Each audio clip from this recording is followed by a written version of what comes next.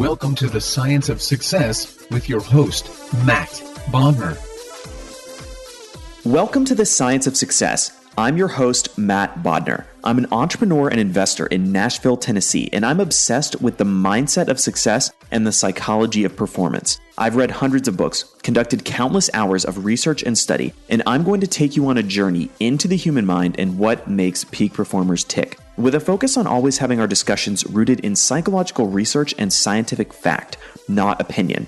In this episode, we discuss the radical mismatch between your intuitive sense of risk and the actual risks you face. We look at why most experts and forecasters are less accurate than dart-throwing monkeys. We talk about how to simply and dramatically reduce the risk of most of the major dangers in your life. We explore the results from the Good Judgment Project, which is a study of more than 20,000 forecasts. We talk about what SuperForecasters are, how they beat prediction markets, how they beat intelligence analysts with classified information and software algorithms to make the best possible forecasts, and much more with Dan Gardner.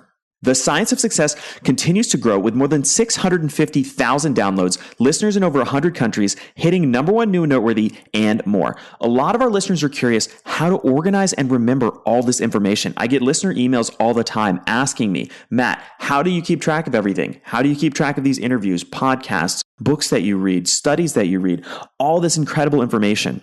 I've developed a system from reading hundreds of books, from doing all this research, from interviewing these incredible experts, and I put it all in a free PDF that you can get. All you have to do is text the word SMARTER, that's SMARTER, to the number 44222. It's a free guide we created called How to Organize and Remember Everything. Listeners are loving this guide. I get emails every day from people talking about how this has helped them transform their lives and keep themselves more organized. You can get it completely for free. All you have to do is to text the word SMARTER, that's SMARTER, to the number 44222, or go to scienceofsuccess.co, that's scienceofsuccess.co, and put in your email.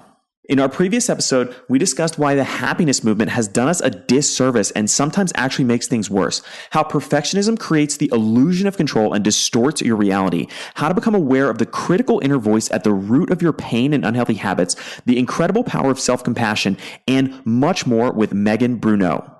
If you're struggling with difficult emotions, if you want to become happier, if you have a battle with perfectionism, listen to that episode. Today, we have another fascinating guest on the show, Dan Gardner. Dan is a New York Times bestselling author and a senior fellow at the University of Ottawa's Graduate School of Public and International Affairs. His latest book, SuperForecasting, The Art and Science of Prediction, which he co-authored with Philip Tetlock, SuperForecasting was chosen as one of the best books of 2015 by The Economist, Bloomberg, and Amazon. Dan's also the author of Future Babble and Risk, the Science and Politics of Fear. He also previously worked as a policy advisor to the Premier of Ontario and as a journalist for the Ottawa Citizen. Dan, welcome to the Science of Success. Hello. Well, we're very excited to have you on here today. So for listeners who might not be familiar with you, tell us a little bit about you and your background. Yeah, sure. I sort of had a bit of an eclectic background. I initially, after law school, I went and worked in politics, and then I got into journalism and did a whole bunch of work in journalism. And then I happened to catch a lecture one year by a man who is a pioneer in the field of risk perception psychology, Paul Slovic. And that lecture really opened my eyes, made me connect a lot of dots. I started to think about psychology. I started to study psychology heavily, and that's sort of been the course of my career ever since. And it's really been an interesting experience because when you change your understanding of how people think, how they perceive, how they decide, you change your understanding of people generally. And it was a real watershed in my life. So what is risk perception psychology? I'm really curious. Oh, well, basically, it's a field of psychology that goes back to the 1970s when, as you may know, there was large and growing controversy about the safety of nuclear power. The nuclear engineers would say, look at our data. It's okay. It's safe. Don't worry about it. And the public was worried about it regardless. And it didn't matter how many numbers they were shown. They got more and more worried. And so that was the point at which psychologists got involved to say, well, how do people make these judgments about risk? If they're not making it on the basis of available data, how are they making these judgments? Why are they so much more worried than the nuclear engineers say they should be? And the bottom line on that is that risk perception is in large part intuitive. It's felt. If you feel that something is a threat, you will take it seriously. If you don't feel that, you won't. And generally speaking, that applies to any risk. And sometimes that works. Sometimes our intuitive understanding of risk, our intuitive sense of risk is very accurate and will keep us out of danger. And sometimes it is horribly inaccurate and it will not help us whatsoever. A simple example is after 9/11, of course, we all saw the jet fly into the tower. We saw what happened afterward, and all sorts of folks became terrified of flying, thinking that they would be the next victims of deadly hijackings. And so, but they still had to get around. So what did they do? Well, they started driving instead because that didn't feel like a threat. Well, guess what? Driving is, in fact, considerably riskier than flying. And as a result of this mass shift from flying to driving, by some estimates, as many as 1,500 people died who would not otherwise have died. So that's a great example of how our intuitive perception of risk can steer us, in fact, into greater danger. That's something that I find really fascinating. And especially I feel like people who constantly watch the news or get caught up in stories about terrorism or mass shootings or whatever it might be, kind of miss the point that I think, as you've said in the past, today we're actually some of the healthiest and safest people to ever live on planet Earth. Yeah, I mean, that's just an indisputable fact. We are some of the healthiest and safest people and wealthiest too, if you want to throw that one in, to ever live. And yet we sure don't talk or act like it. That's really pretty unfortunate. Number one, we're not, sort of appreciating the bounty which has been bestowed upon us. But also it means that we're in large part, we're missing the real risks very often when we think about what we should worry about and what we shouldn't worry about. So you're quite right. We worry about the big, dramatic, the vivid risks like terrorist attacks, even though any quick glance at the statistics will tell you that as an individual, are you likely to be killed in a terrorist attack? Almost certainly not. But simultaneously, we ignore the real risks. Sitting on the couch, watching television, eating junk food doesn't feel like a threat. But if you do it day after day, month after month, year after year, yeah, it is a real threat. And that's why there's some pretty undramatic advice that I always give people. I always say, basically, if you eat a reasonable diet, don't smoke, obey all traffic rules, get some exercise, you have basically dramatically reduced your risk to all the major killers in modern life. But that's not a terribly exciting message. It's not exactly great for grabbing headlines. It's funny. Oftentimes, the best advice is the most simple and obvious. Yeah, I mean, this is one of those areas where that is absolutely true. But the problem, of course, is, again, it goes back to, how do we judge risks? And as I say, sitting on your couch watching television and eating junk food, it does not feel like a threat because of our risk perception psychology. And where does that come from? It comes from where the brain evolved, the environment in which it evolved. It evolved in a world completely unlike the world in which we live. And so there's this radical mismatch between our intuitive sense of risk and the world in which we live. And so the things that we should kind of be worried about, like not getting enough exercise, like eating too much salt, like smoking, those things don't feel like threats. Meantime, those things that do feel like major threats, the terrorist attack that you see on television or whatever, they aren't so much. That's why it's so absolutely critical that people think carefully about risk judgments, to ask themselves hard questions. Does this really make sense? Is there really evidence to support this? Don't let your gut drive the decision. So when thinking about some of these major risks, for somebody who's listening now, instead of following kind of their gut instinct, what you're recommending is think a little bit more deeply about it. Oh, absolutely. Introspection is absolutely essential. And this is actually a point which I think comes out of psychology in general, comes out of decision making in general. When you ask who are the people who make good judgments and what do they have in common, I would suggest to you that there is at least a couple of points that are universal. And one at the top of that list is introspection. People who have good judgment tend to think a lot about their thinking. Psychologists call that metacognition. They think about their thinking. So they tend to be the sorts of people who say, okay, this is what I think. Here's my conclusion, but does it really make sense? Is it really supported by evidence? Am I looking at the evidence in an unbiased fashion? Have I overlooked other possible explanations? And as I say, when you look at people with good judgment, you find that they have that introspection in spades. My favorite illustration of that is George Soros. George Soros is, of course, today's controversial because of politics, but just forget that. Remember that George Soros from the 1950s to the 1980s was an incredibly successful investor. And particularly during the 1970s, that was impressive because, of course, that was a terrible time to be an investor. And yet he was very successful during that time. And the interesting thing is when George Soros was asked, George, why are you so good? And when you've made billions and billions of dollars, you're perfectly entitled to say it's because I'm smarter than all you people. But he never said anything at all like that. His answer was always the same thing. He always said, I am absolutely aware that I am going to make mistakes. And so I'm constantly looking at my own thinking to try to find the mistakes that I know must be there. And as a result, I catch and correct more of my mistakes than does the other guy. And so it's that sort of very intellectually humble message, which he says is the source of his success. And frankly, I think you can, as I say, I think you can find that sort of deep introspection in every single person who has demonstrable good judgment. So on the topic of good judgment, I think that's a good segue into kind of the whole discussion about forecasting. Let's start out. I'd love to hear the story or kind of the analogy of monkeys throwing darts. Tell me about that.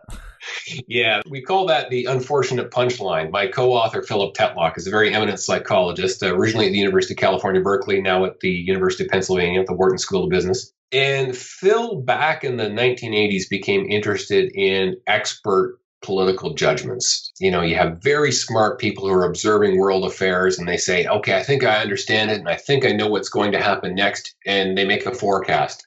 And Phil decided, well, are they any good? And when you look at the available evidence, what you quickly realize is that, well, lots of people have lots of opinions about expert forecasts. That's all they are. They hadn't been properly scientifically tested. And so Phil said to himself, well, how should they be tested? How can we do this? And he developed a methodology for testing the accuracy of expert forecasts. And then he launched what was at the time one of the biggest research programs on expert political forecasting ever undertaken. He had over 280 experts, people like economists, political scientists, journalists, intelligence analysts. He had those folks make a huge number of predictions about geopolitical events over many different time frames. And then he waited for time to pass so that he could judge the accuracy of the forecasts. And then he brought together all the data and crunched all the data and boiled it all down. And there are vast numbers of findings that came out of this enormous research, which was published in a book called Expert Political Judgment in 2005. And one conclusion that came out of this research was that the average expert was about as accurate as random guessing, or if you want to be pejorative, the average expert was about as accurate as a dart-throwing chimpanzee. And some people really latched on to that conclusion. They really enjoyed that. These are the sorts of people who like to sneer at so-called experts. And there are other people who like to say that, it's impossible to predict the future. And they always cite this as being evidence of that demonstrably fallacious conclusion. But this is one of those instances where statisticians like to warn people that averages are often useful and insightful, but sometimes they obscure things. And this is one of those classic illustrations where the average actually obscured the reality. The really interesting finding from Phil's research was not that the average expert was about as accurate as a dart-throwing chimpanzee. It was that there were two statistically distinguishable groups of experts. One group did much worse than the dart-throwing chimpanzee, which is pretty incredible when you think about it. The other group had real predictive insight. They did better than random guessing. It was still modest predictive insight. They made lots of errors, but they clearly had real foresight. And so the really interesting question from Phil's original research was, what distinguishes the two types of experts? What makes one type of expert a disaster and what makes the other type of expert somebody with real foresight? And he looked at all sorts of the factors that you think might be relevant. Did they have PhDs? Did they have access to classified information, whether they were left wing or right wing, optimistic or pessimistic? And he showed that none of these factors made a difference. Ultimately, what made the difference was the style of thinking. The two types of experts had two very, very different styles of thinking. And to sum this up, Phil used a metaphor which has been used in many different contexts, the foxes and hedgehogs. Because there's a scrap of ancient Greek poetry in which the ancient Greek poet says, the fox knows many things, but the hedgehog knows one big thing. So the one type of expert style of thinking is to have one big idea. That's the hedgehog. The hedgehog has one big idea, and here that means they have one analytical tool. They have one lens, one way of looking at reality, and they think that that is sort of like the secret decoder ring of the universe. And so they use it over and over and over again to tell them what is going on, right? To make forecasts. And that sort of expert, they like to keep their analysis simple. They don't like to clutter it up with a whole bunch of different perspectives and information. And they like to push the analysis until it delivers a nice, clear answer. And of course, if you push the analysis until it delivers a clear answer, you're more often than not, you're going to be very confident in your conclusion. You're going to be more likely to say that something is certain or that something is impossible. The other type of expert is the fox, and as the ancient Greek poet has it, the fox knows many things. What that means in this context is the fox doesn't have one big analytical idea. The fox will use multiple analytical ideas. In this case, the fox may use one idea. In another case, the fox may use a different idea. And foxes are also very comfortable with going and consulting other views. So here I have my analysis. I come to a conclusion, but you have an analysis. I want to hear your analysis. And if you've got a different way of thinking, a different analysis, a different method, then I definitely want to hear that. They want to hear from multiple information sources. They want to hear different perspectives, and they drag those perspectives together and try and make sense of all these disparate sources of information and different perspectives. Now, if you do that, you will necessarily end up with an analysis that is not so elegant as the hedgehog's analysis. It'll be complex and it will be uncertain, right? You'll probably end up with more situations where you have, say you have 7 factors that point in one direction and 5 factors that point in another direction. And then you'll say, well, on balance, I think it's maybe 65%. It will happen. So they'll be more likely to say that sort of thing than they will be to say it's certain to happen or it's impossible. Right? So they end up being much less confident than the hedgehogs. Well, the conclusion of Phil's research was that the hedgehogs were disastrous when it came to making accurate forecasts. As I said, that they were less accurate than the dart-throwing chimpanzee. The foxes had the style of thinking that was more likely to produce an accurate forecast. But, and here's the punchline, the real punchline from Phil's research is that he also showed there was an inverse correlation between fame and accuracy, meaning the more famous the expert was, the less accurate his forecasting was, which sounds absolutely perverse when you think about it, because, of course, you would think that the media would flock to the accurate forecaster and ignore the inaccurate forecaster. But in fact, it makes perfect sense, because remember that the hedgehog tells you a simple, clear story that comes to a definite conclusion. It will happen or it won't happen, a confident conclusion. Whereas the fox expert says, well, there are some factors pointing in one direction, there are other factors pointing in another direction. There's a lot of uncertainty here, but I think it's more likely than not that it will happen. And if you know anything about the psychology of uncertainty, we really just don't like uncertainty. Right? So when you go to an expert and you get that fox-like answer that says, well, balance of probabilities, that's psychologically unsatisfying. Whereas the hedgehog is giving you what you psychologically crave, which is a nice, simple, clear story with a strong, clear conclusion. And as a result, we find that the media goes to exactly the type of expert who is most likely to be wrong. That's a really important and really unfortunate finding, and I wish it were as famous as Phil's finding about the average expert being as likely to, as accurate as a dart-throwing chimpanzee. because it is just so much more important. But unfortunately, there it is. So that was sort of the culmination of Phil's first enormous research program.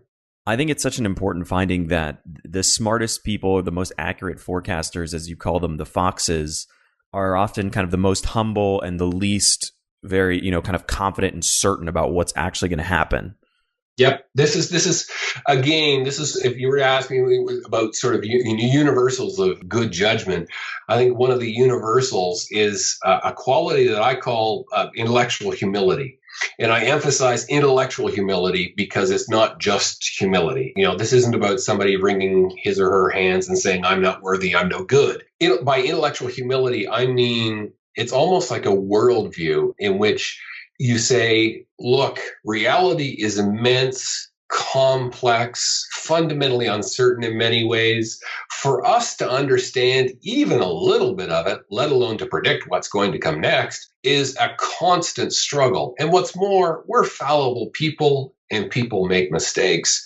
So I just know that I'm going to have to work really hard and I'm still going to make mistakes, but I can, in fact, slowly try to comprehend a little bit and try to do a little bit better. That attitude is absolutely fundamental for a couple of reasons. Number one, it says you're going to have to work really hard at this, right?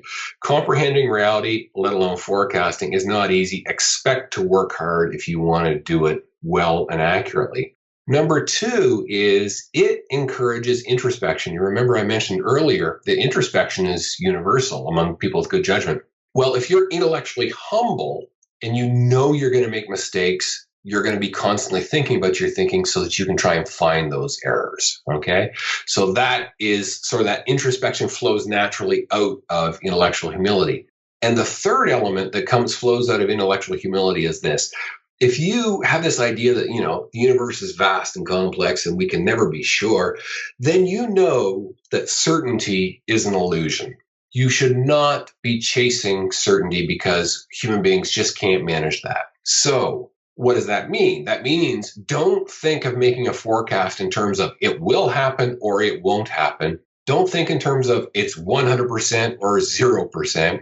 Think in terms of 1 to 99%. It's all a question of degrees of maybe. Right? And the finer grained you can distinguish between degrees of maybe, the better. So what I've just described is something called probabilistic thinking. And it too is very, very fundamental to people with good judgment. And unfortunately, it's very unnatural. It's not how people normally think. In fact, how people normally think is, we sometimes call it a 3-setting mental dial. You ask yourself, is this thing going to happen? And you say, it will happen or it won't happen. Or if you really force me to acknowledge uncertainty, because I really don't like uncertainty, I will say maybe. That's the third setting on my mental dial. So there's only those 3 crude settings. Whereas probabilistic thinking says, no, throw out those 2 settings. It will happen or it won't happen. It's all degrees of maybe. So as I say, that this is not natural. This is not how people ordinarily think. But people can learn to do it and they can make it a habit. Scientists think as probabilistic thinkers. Good scientists do anyway. And the SuperForecasters that we discovered in Phil's second research program, people with demonstrably excellent forecasting skill, they are real probabilistic thinkers. And it is a habit with them. I mean, I spoke with one SuperForecaster and, just in a casual conversation, I said, so do you read? Do you read much? And he said, oh, yeah, I read lots. I said, well, do you read fiction or nonfiction? He said, I read both.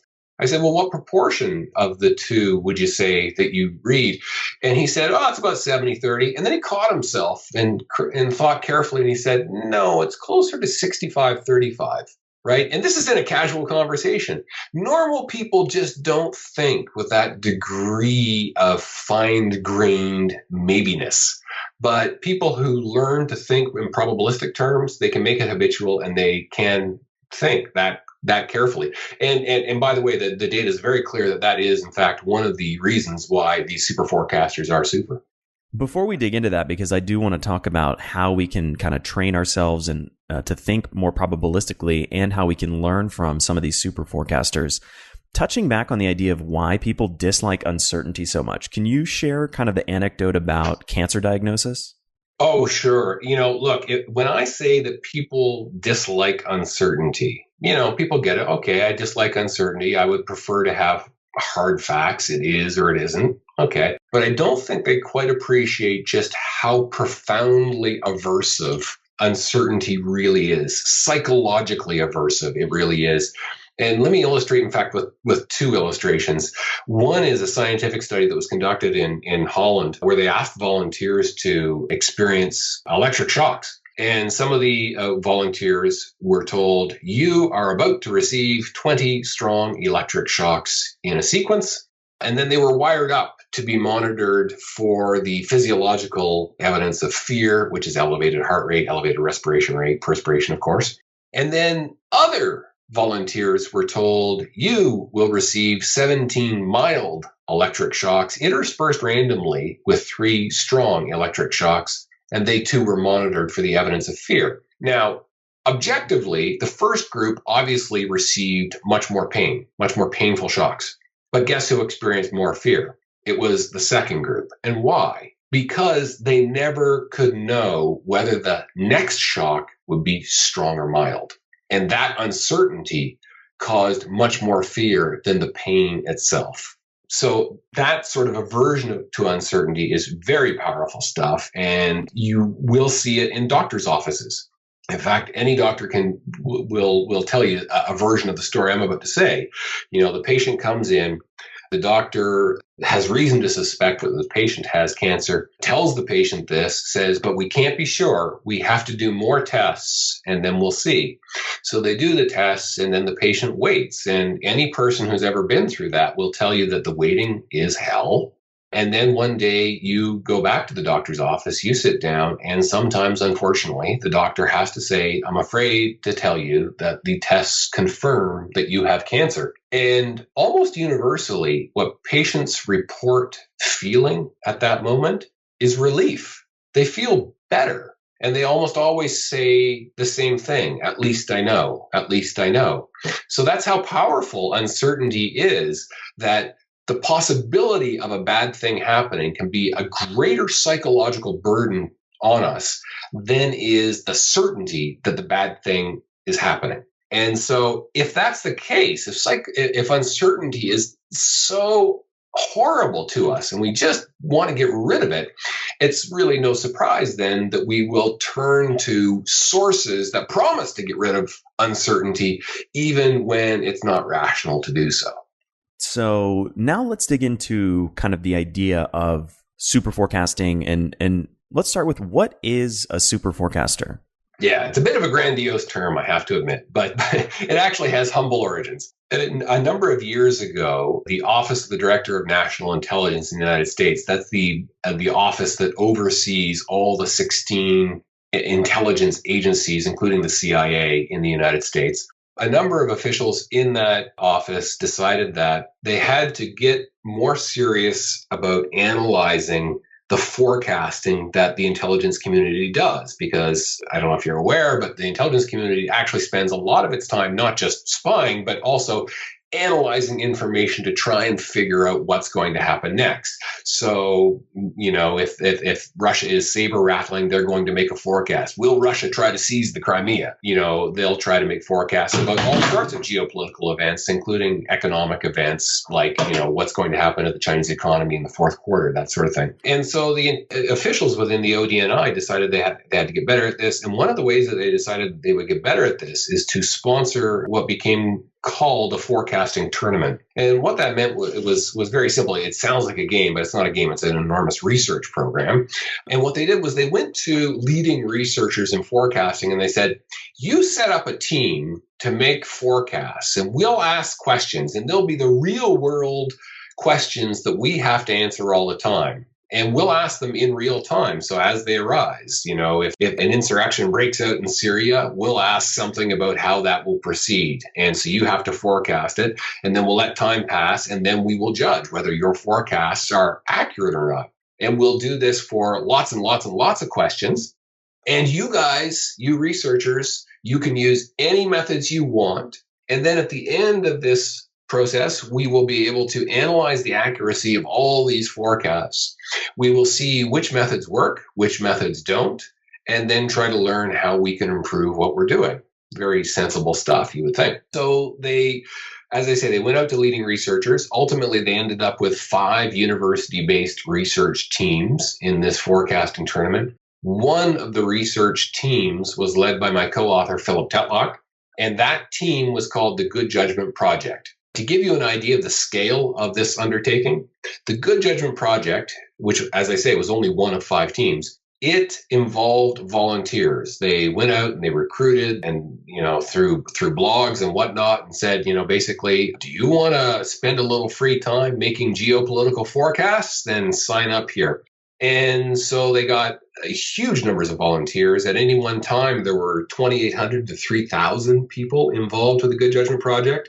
Over the course of the 4-year tournament, there were more than 20,000 people involved. So it gives you an idea of the scale of this. And the bottom line result, there were many, many results that came out of this because, as you can imagine, the data are voluminous. But the bottom line result was, 1, the Good Judgment Project won, hands down. Number 2, the Good Judgment Project discovered that there was a small percentage, between 1% and 2%, of the forecasters, the volunteer forecasters, were truly excellent forecasters. They were consistently good. And I say consistently good because that's very important to bear in mind. Anybody can get lucky once or twice or 3 times. But if you're consistently good, you can be pretty sure that you're looking at skill, not luck. And to give you an idea of how good they were, well, at the start of the tournament, the ODNI set performance benchmarks, which all the researchers thought were way too ambitious. Nobody could beat these. Well, the SuperForecasters blew past the performance benchmarks. They beat prediction markets, which economists would say shouldn't be possible. They even beat intelligence analysts who had access to classified information, which is particularly amazing because, remember, these are ordinary folks. So these super forecasters, when they went to make their forecasts, basically they had to use just whatever information they could dig up with Google. And yet they were able to beat even people who had access to all that juicy classified information. So this is really impressive stuff. And then the question is, well, why are they so good? And so we can quickly dispatch a number of things that you might think would explain this. Number 1, you might think that they're using some kind of arcane math, right? They're using big data, algorithms, some craziness that, ordinary folks can't understand. No, they didn't. In fact, to the extent that they used math, they were very numerate people, by the way. They are very numerate people. I should emphasize that point. They are well above average in numeracy. But to the extent that they used math in making their judgments, it was like high school math. It was nothing particularly dramatic. Another thing that you might say would make the difference, well, maybe they're just geniuses, right? They're just so off the charts intelligent that, they're just super. And no, that's not the case either. They were tested on IQ. They were given IQ tests. And again, they scored well above average. These are not just, randomly selected folks off the street, but they're not sort of, Mensa level geniuses. They're not so incredibly intelligent that, ordinary folks can't relate to them. And so it's very clear the conclusion that you can draw from this is basically it's less what they have than how they use it.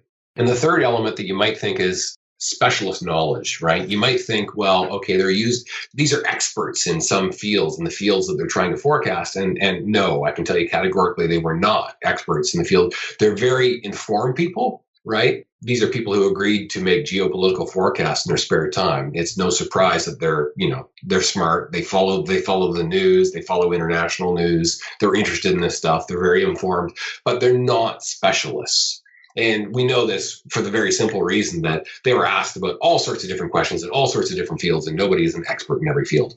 So they're not any of those things. So then the question is, well, what elevates them? What makes them different? And I wish there were like 1 or 2 simple answers, a couple of clear, crisp bullet points that answers everything. But that's not the case. As is so often the case, the reality is complex. There's quite a list of things that make them different. Number 1, they're intellectually curious. I think that's very, very important. It's no surprise. These are people who like to learn. They're constantly picking up bits and pieces of information. And no surprise, when you spend a lot of time picking up bits and pieces of information, eventually you will have quite a number of dots in your intellectual arsenal for you to connect. Two, these are people who score very high in what psychologists call need for cognition, which is simply means that they like to think. They really enjoy thinking. They're the kinds of people who do puzzles for fun. And the harder the puzzle is, the more fun it is, which is very important because when you look at how they actually make their forecasts, it's a lot of hard mental effort. And so enjoying that hard mental effort sure helps. Three, they're actively open-minded. This is another term from psychology. Open-minded is pretty obvious. That means, okay, I've got my perspective, but I want to hear your perspective. I want to hear somebody else's perspective. I want to hear different ways of thinking about this problem. And then they're going to gather all these different perspectives together and try to synthesize them into their own view. Now, that's the open-minded part, but of course, there's an old saying about open-mindedness. Don't be so open-minded that your brain falls out. Well, these folks, that's the active part, and active open-mindedness. And these folks were very active in their open-mindedness, meaning that as they're listening to all these other perspectives and gathering these other perspectives, they're thinking critically about them.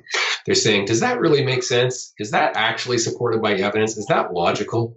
So they're doing that constantly when they draw these perspectives together and synthesize them into their own view, which again, I would emphasize, if that sounds like a heck of a lot of work, it is. And unfortunately, as I said, they like hard thinking.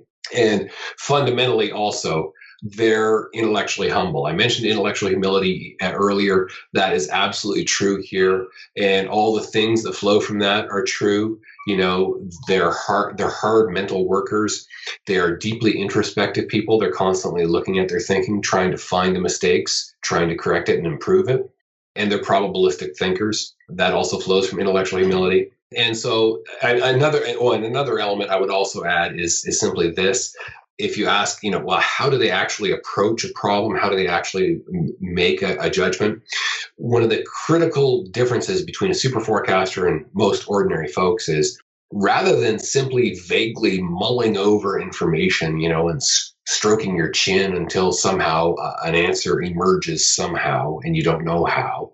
That's a terrible way to make a forecast, by the way. What they do is that they methodically unpack the question. So they take a big question and they unpack it and make a whole series of smaller questions, and then they unpack those and they make a series of smaller questions, and they methodically examine them, each one step by step by step by step.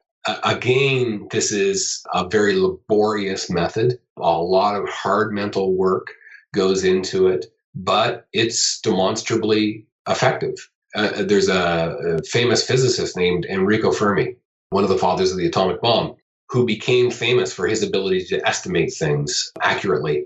And he actually taught this method. Fermi estimates basically involve unpacking questions so that you methodically tackle them one after the other after another.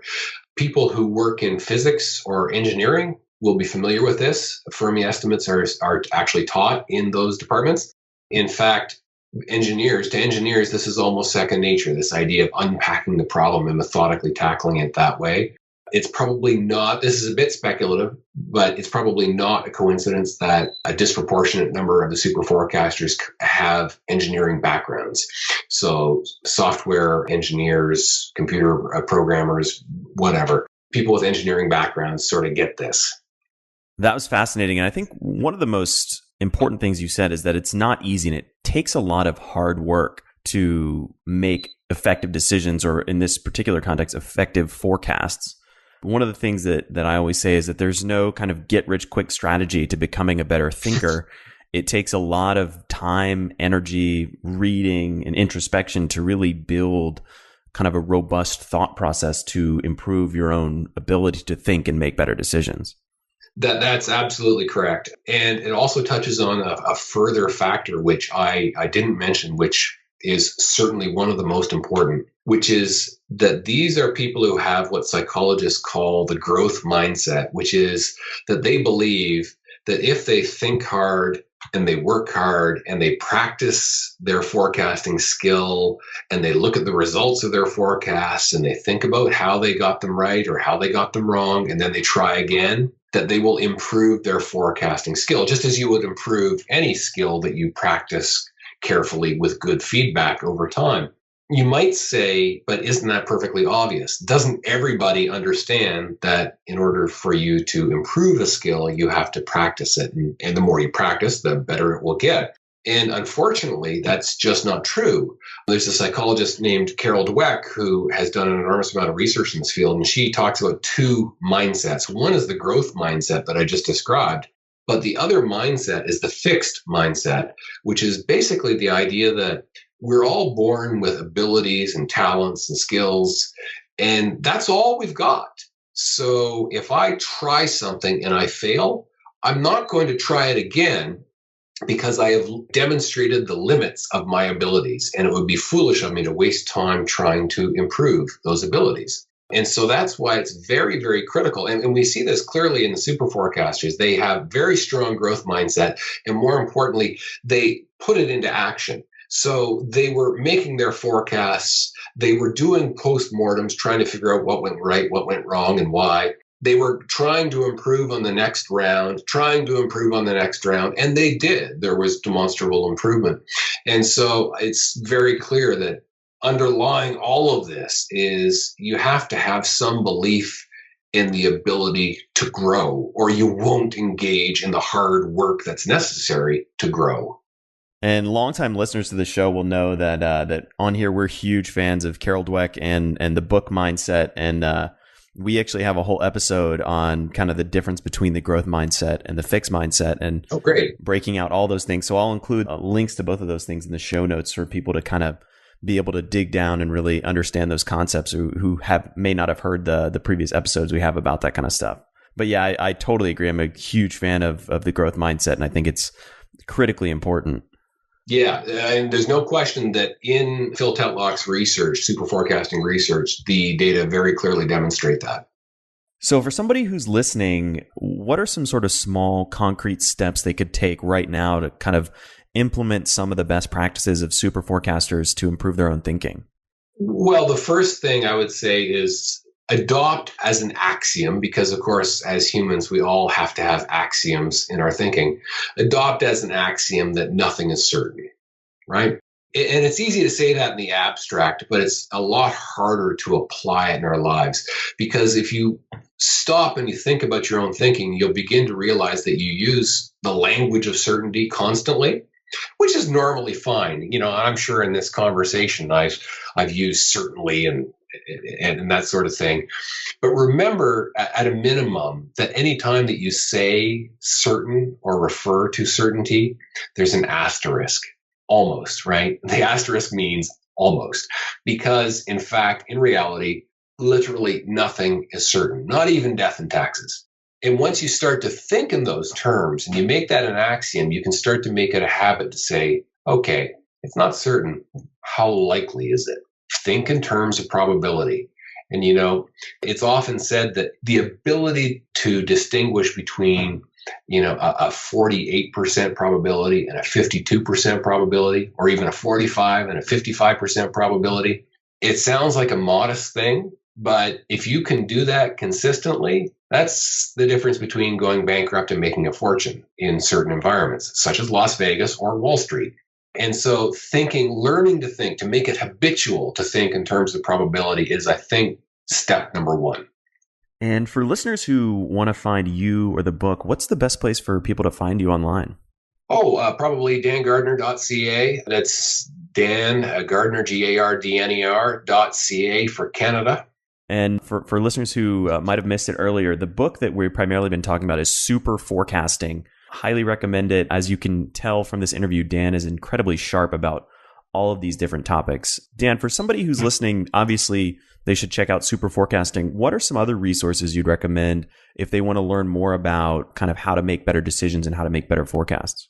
Oh, that's an easy question. The very first book. In fact, I would recommend it before my own books, which is something authors aren't supposed to do, but here goes. The very first book folks should read is Daniel Kahneman's book, Thinking Fast and Slow. Kahneman is, of course, the Nobel Prize winning psychologist who is one of the seminal figures of our time. And fortunately, he finally got around to, long after I read all of his papers and learned the hard way, he finally got around to writing a popular book. And Thinking Fast and Slow is absolutely essential reading. Anybody who makes decisions, in whether it's in business or in government or in the military or anywhere else, anybody who makes decisions that matter should read Thinking Fast and Slow. I totally agree. It's one of my favorite books, and I think one of the deepest, most information-rich books about psychology that's on the market today. Absolutely. Well, Dan, this has been a great conversation and filled with a lot of fascinating insights. So thank you very much for being on the show. Thank you. It was a lot of fun. Thank you so much for listening to The Science of Success. Listeners like you are why we do this podcast. The emails and stories we receive from listeners around the globe bring us joy and fuel our mission to unleash human potential. I love hearing from listeners. If you want to reach out, share your story, or just say hi, shoot me an email. My email is matt@scienceofsuccess.co. That's matt@scienceofsuccess.co. I would love to hear from you, and I read and respond to every single listener email. The greatest compliment you can give us is a referral to a friend, either live or online. If you enjoyed this episode, please leave us an awesome review and subscribe on iTunes. That helps more and more people discover the science of success. I get a ton of listeners asking me, Matt, how do you organize and remember all this information? Because of that, we created an amazing free guide for all of our listeners. You can get it by texting the word SMARTER, that's SMARTER, to the number 44222, or by going to scienceofsuccess.co, that's scienceofsuccess.co, and joining our email list. If you want to get all this incredible information, links, transcripts, everything we talked about, and much more, make sure to check out our show notes, which are also on the website at scienceofsuccess.co. Hit the show notes button at the top. You can get the show notes from this interview and every single interview we've done. We've got transcripts. We've got everything you need in there. Be sure to check that out for all the resources that we discussed in this episode. Thanks again, and we'll see you on the next episode of The Science of Success.